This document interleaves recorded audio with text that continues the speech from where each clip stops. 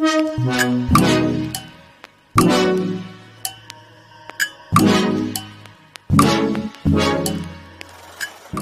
certain amount of time. I think it was like 3 months or something like that. And being on camera about it, and being okay with being on camera about it. Quality of your business, they are expecting a certain our time to leave the white man, black companies who have completely left their job to start these black companies looking at you different, but I'm not holding it to their standards.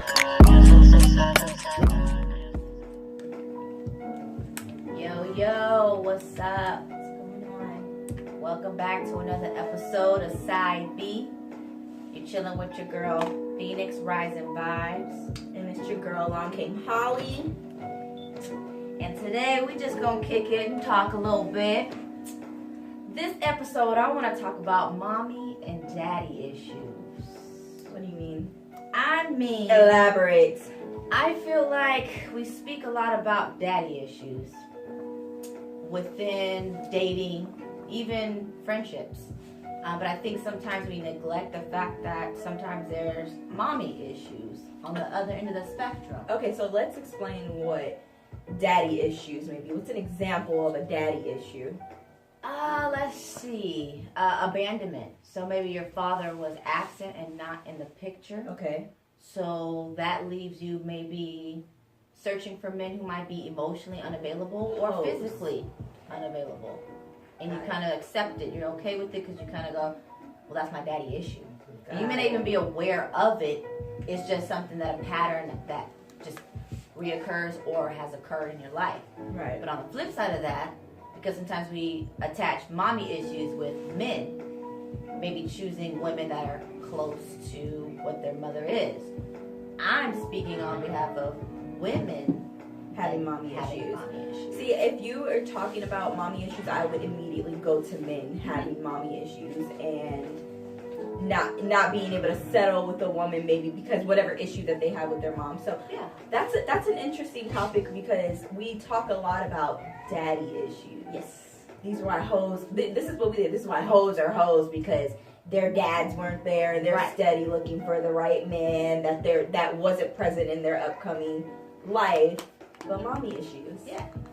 It's different. You know, maybe that role looked different to you for your maternal figure. Maybe she wasn't there. So that causes you to have trust issues towards men. And that's not even necessarily to say that's a daddy issue. Maybe you saw that displayed by your mother. So Do you think another, like, say, for instance, in women, maybe their mom, or both, maybe, their mom was steady bringing people in and out of the house. yeah. So that's reason why I can't settle. That's reason why I can't figure out who I really need to be with. Yeah, or you're like a serial dater where you just can't be content with one. When you're finished with the other, you're on to the next. Do you think that's able to be broken? Definitely. I think speaking on it, having that conversation with yourself, being honest with yourself to sit back and say, you know, even as minute as communication style, maybe your mother was really loud and really overbearing Didn't know how in to conversation. talk. She Didn't know screamed how- a lot. Screamed a lot. Get your bitch ass in the house. And you just internalize it, take it, and that's how you speak to other people and don't even know. That's exactly. You learn that behavior from somewhere, somebody. I see that now. Like, you don't even. I feel like we're so accustomed. It's probably more in the black community. We're so accustomed to being yelled at, and we're so accustomed to being screamed at and not being talked to. Yes. So it becomes a norm. Yes. Yes. I've got screamed at so many times, and it's so normal for No me now. moms. Yeah. And now with me being pregnant, having to think about how I'm going to parent, it has to be different. I'm screaming at people. Right. Yeah, there's a lot of things we have to sit back and kind of like ask ourselves, who taught us that? Yeah. Where did it come from? And is it okay? Because it can ruin friendships, not just relationships. We all have a friend who might be super overbearing or super judgmental. You know, I could say that I was that friend. I was super judgmental, but I had to sit back and kind of analyze and say, well, where did these things come from? Who taught me this way? How to communicate and be? Who do you think taught you? a lot of my conditioning was church related, Okay. and then also mother related. Of just she came up with 5 sisters, and her personality role was just a little bit more of, always had something to say about something. Right. And sometimes I think we take that, and again, in the community, women always sometimes got to say something about something, as opposed to just saying, you know what, let it ride, let it roll. I don't need to speak on it. I want to. It's not that serious. It's not that serious. Not that deep. But we're so used to like, oh no, you gonna hear what I have to say. Sometimes. And sometimes, even now, even with myself, see, I was raised by my dad only. And I only saw my mom's in the summertime. So I got most of my behavior from my dad. But even with that, I'm still a black woman. And in speaking on his half, he made sure that he made sure that I knew I was a black woman too. So seeing that, and you know what, another thing plays part in that is television. Yeah, those roles. Because we're always the loud, Yes. obnoxious. Yes. Internalize it, keep it, and then portray it, and don't sit back and understand where it's coming from. And sometimes it's that media that perpetuates that scene and makes it okay. So we're saying that there is such thing as mommy issues. Oh, I definitely think so. There's definitely such thing as mommy issues. And no one's ever thought about that. I've never even heard about mommy issues. I mean, well, I've never heard anyone bring that up. Like, I'm like this because of I have mother issues. It's always daddy issues. Always. But sometimes our voice, as we become young adults and young women, traversing and navigating our way through the world, it's always going to be that voice of who was there. Right. Sometimes it was just your mom. Sometimes it's just your dad. Sometimes it's both. And that's why I say that it's equally as balanced to talk about daddy issues as it is mommy issues. Right. Because they both play a part. They both play a part because when you get older, some things you learn, you just regurgitate and not know that, A, that's toxic behavior, that's negative behavior. Right. We just think it's okay because, well, my mama did it, my grandma did it, so it's okay, I can do it.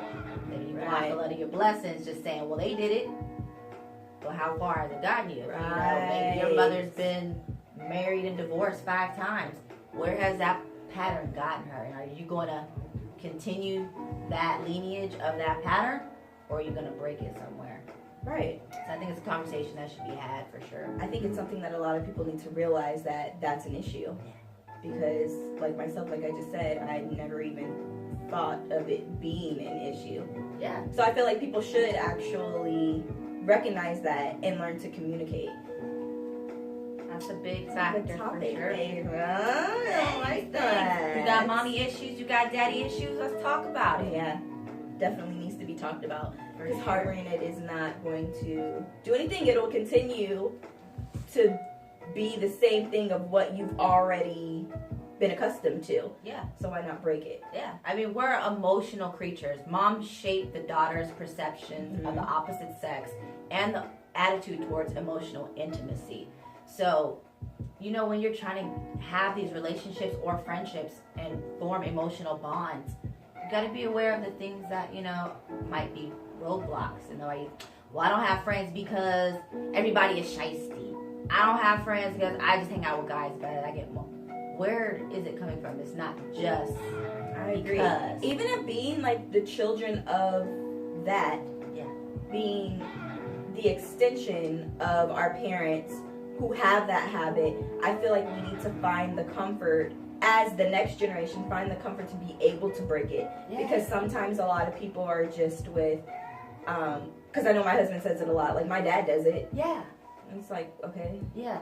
I think that we should. But you don't have to do what your dad does. You have to do what your mom does. You can actually break this. Yes. So that you can show your son and your daughter that it can be broken and it can be better. I think because we're so, we're so quick to be social advocates on some of the most petty shit ever. Right. Like celebrities' lives or stupid ass viral like challenges. And I feel like we're so quick to run to the internet and blow it up. But I feel like certain topics and subjects, we should be running to the internet and like blowing it up. And having these topics like be conversation as Actually, opposed talk about it. I'm like, we talk about so much other shit, and some of it's not shit, and some of it is shit. But why can't we have these conversations that like further process a place of like movement, instead of just being okay with the status quo of my mom did it, my dad did it, or my grandma did it. Don't accept that, because that could be a curse, right? Which could be another topic of the generational curses. So we can keep going on and on, but I mean, so generational curses. Explain that. You know, that can be broken down into, I think when you think generational curse, some people may go straight to religion, where they think that the sins of the father can pass and go into the next generation. Okay. And that could be as far out to the left side as homosexuality, to just maybe basic things like, you hear people say my mother was into the occult, so I followed the occult, and maybe your mother was plagued with health issues and then in turn followed you, and now you have a life that might be plagued of health issues. So generational curses can be multiple things. I think they can. It can go in a whole different I think so. direction. In my opinion. Many directions. Yeah. What about you? Like, what's the thought process in you? I think as far as generational curses, a lot of people who kind of break that down into maybe like a more modern term of saying I'm a product of my past. So even if that is going into like what we were just saying, my mom does it, so I do it. My dad does it, so I do it. But as far as you're saying, maybe like for your example, homosexuality, are you saying that because my mom was gay that I could be gay, and that my daughter may be gay? That could be like one avenue that someone can say is a generational curse. Okay, that's one way. That's one. Yeah, that's an avenue where it's Okay. like, oh well, his grandfather battled with it, his father battled with it, and so now you're of age where maybe your son is battling with it, and so someone, elders in the church might go, well, that's a generational curse. Okay, see, if as far as if in that avenue, if we're talking in that avenue, or even in different avenues, in that journey, if that makes sense, I don't agree with it. I feel like those kind of things can be broken. I feel like if you really in your mind do not want something, then you can have the will. If you're willing to find it, you can have the will and the power to be able to change it. So I don't think generational in that journey of it, maybe in other ways that we haven't discussed. No, I mean I can agree with that. Like that. Yeah, I'm not gonna. Just because my grandfather battled with homosexuality. That can't. That I can't. Yeah, that's why I could possibly become. Yeah. No. I mean, that could be said for the same as like poverty. Like, oh, my, mom lived in poverty, so this is just what I'm used to, accustomed to, what's going to be coming. Right. So I agree with saying that can be broken. So I agree with the whole stance of like, yes, there's generational curses, and yes, they can be broken. Right. Because power is in the tongue. So if you're speaking, oh, it just happens, it's what's going on with my family because it's happened for generations, then you're speaking that complacency. You're speaking that curse to just keep wreaking havoc from generation to generation, or you can break it. Use that same mouth to break it. But generational curses. Let us know what you think. For sure. I definitely want to hear comments about that one. Also, let us know in the messages or comments if you're willing to come and discuss with us. Anything else? No, man. Check us out. Phoenix Rising Vibes on Instagram. And Along Came Holly on Instagram. Have a good night.